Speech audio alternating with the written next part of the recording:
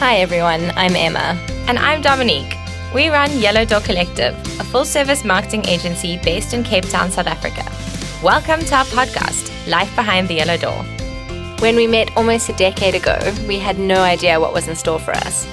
But we soon realized that common values and aspirations are a solid basis for a partnership. In this podcast, we'll share some of our journey as entrepreneurs and new generation agency owners in South Africa. What really happens behind the yellow door. We hope to inspire you with honest and authentic conversations about running an agency, the life of being an entrepreneur, and featuring chats with the people who have shaped our world. Yellow Door is a full-service marketing agency with a strong focus on digital. We have a dynamic team, 7 of us based at the office and gardens with an actual yellow door, and a couple of consultants dotted around the world. And our values on the wall, which are such a big part of what we do. So there are 5 of them.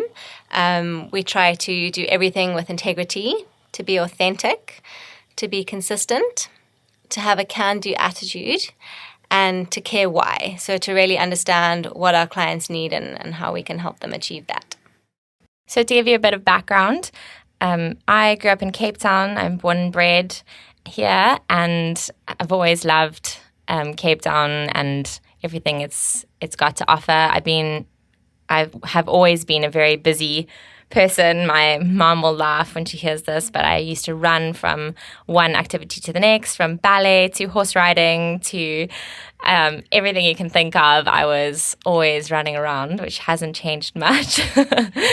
And I think, my childhood in Zim was pretty similar, and definitely the shared love of horses, which is actually how we met through a mutual friend who loves to take the credit for starting Yellow Door. But we've also shared a love of traveling. After UCT, we each traveled around the world, and we've really brought that into our perspective on things and always looking at the bigger picture and how we run Yellow Door. I've never really had too much direction in terms of my career. From the beginning, I kind of wanted to do something in marketing, something creative, and I really enjoyed writing. And I think that after going down a path to journalism and being told by my dad that wasn't going to work for me, apparently, eventually we settled on marketing. And I think the fact that the business science degree was in there, I think he was much more happy about that.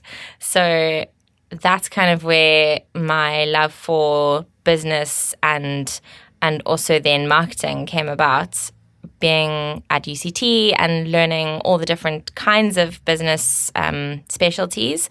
With business science, you really get thrown into the deep end with everything. So finance, ecos, maths, which was definitely not something I was planning on going deeper into. But all of that has formed the context for being able to run a business now, so I'm actually really grateful for the business side of it.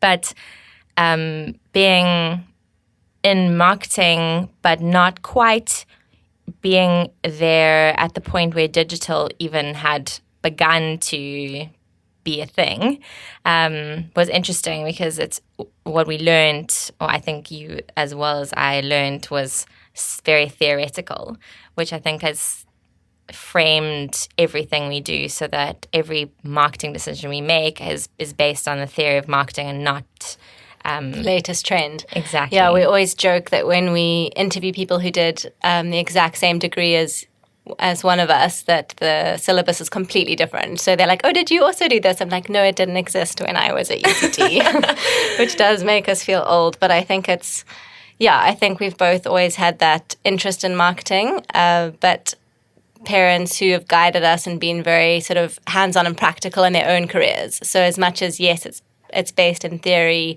we're quite good at being agile and thinking on our feet and kind of being practical about it, which I think is a pretty good combination. Yeah, absolutely. So after Vasti, to be honest, is exactly the problem was it was very theoretical, and I just had no idea what that kind of was going to do for me. But I think that's pretty much every student's problem these days. But considering that I really enjoyed the writing part of it, I think that came naturally to me to kind of start putting myself out there as a writer. And that is where I kind of started to find people who were looking for writers, and it was almost like a right place, right time thing for both of us to be able to come out of the theory of marketing, but to be able to then use our talents to teach people about digital when we didn't even know much about it. But we just kind of had to throw ourselves into it and learn as much as we could. Which has formed such a big part of Yellow Door, is not pretending to be experts or necessarily the best at something, but always willing to learn and to understand and grow with it. And I think just going back to not sort of knowing what you wanted to do, I think we took a similar path in that we studied, went traveling around the world, and that also has given us a much broader perspective on things. Yeah. So we, even our values and the way we approach things is often, we joke about a shared love of whether it's horses or being outside or traveling or food, but they're all things that create a full picture, not just a kind of work focus. Yeah, exactly. No, the traveling was a big part of, that basically was the beginning of my writing journey, because we started a blog to kind of document those travels, and learning about what people actually want to read was what kind of started the journey to writing blog posts for businesses, because you do have to have quite a specific way of writing. You're not writing for yourself anymore. And you do know our team are going to listen to this and be shocked to know that you actually used to write. That's true. We're going to get you back in the writer's seat. Yeah, that's true, actually. I do one blog post every couple of months. But I think that also speaks to why we're here and why we're doing this. Is we joke that the only time we get to actually speak to each other is in the car on the way to meetings. So to have a dedicated sort of episode a week that we can touch base and reconnect, I think is going to be something we really enjoy, and we hope that you're going to enjoy with us. Absolutely. I think I was looking at emails the other day, trying to get rid of excess emails on my computer, and found the original exchange we had about working with each other. And it was like, Dom, I have this client and they really need some help with their marketing. I'm busy doing social media posts. Would you like to write a blog post for me? And I was like, okay, sure. And felt like, you were a few years ahead of me in this plan. So I remember being like, oh, okay, I got to get this right. I hope she likes it. And it was a very funny thing to read, considering we've become so we're on the same level, and I would never have even thought back then that you would have brought me into the point where we're not, I'm more senior or junior or whatever, but we're just us. I remember my dad giving, I can't remember if it was me or us, amazing advice when we were starting Yellow Door, as we were talking about should we have the same salaries and what we'd been earning before and our experience. And he said, the only thing that's relevant is, do you see Dom as an equal? And I said, absolutely. So I think those years of experience, they count for something, but the most important thing is that we have the same values and we work as a team. Even if we're telling each other not to be snappy, but snapping like I did yesterday. Yeah, it happens, especially when you're working in close quarters. I think that has always been an important thing to us, is being on the same level at all times, but also being able to bring what the other person doesn't necessarily have knowledge-wise, or just skills-wise. Sometimes there are things that we don't know, even though our team might not believe us. But I love the fact that we can always say, oh, I don't know this. Actually, maybe need to step in and help here. Absolutely. And I think that's going to be important for us going forward as much as it has been in the past. And I think that's a big reason we wanted to start a podcast is people often say, wow, you run an agency, you've got your own business, what's it like? And for us, it's very much just become the norm. But that said, we do know we've got things to share. We learn every day. We definitely don't know everything. But we've been lucky enough to have mentors that guide us and inspire us. And we hope in a small way we can maybe do the same. So yeah. Let's see how that goes. Yeah, absolutely. I think it's great that, we can hopefully pay it forward in future. But we've had all these people who've kind of shaped where we are now in such different ways, and probably they wouldn't even know, how they've affected our journey or changed the way we thought about it. They'll find out when we invite them to come be a guest on an episode of our podcast. Yes. Watch out, we're coming for you. So some of the things we want to cover in this podcast are, as we said, lessons along the way. We would like to focus more on our journey as business owners than marketing specifically. That said, we're very happy to debate and answer questions about marketing. But for us, it's lessons that are sort of applicable across businesses, and especially in the economy that we found ourselves in. I mean, we often say we managed to start and successfully run an agency through a recession. We don't know anything else. We hope we will one day soon. But I think that in itself is something that we've learned a lot about and can share about. Yeah, absolutely. I think that it's been like you said, it's been the only thing we know, and we kind of look in awe at these bigger agencies who seem to have had these endless budgets, and I think that people in that world have had difficulty bringing that down to a level where people need to count every penny, and they can't be spending frivolously on advertising. And people always say it's the first thing that they cut when the times are tough, is they cut their marketing budget. And we are so grateful that we've been able to get people to realize that even with a small budget, we can make a big difference to someone's business. And get results, absolutely. We're also looking forward to featuring some of the people who've shaped our journey. I'm sure Em has ideas. Got a whole list. But one will definitely be our leadership coach, who has been with us pretty much since the beginning. We see him once a month.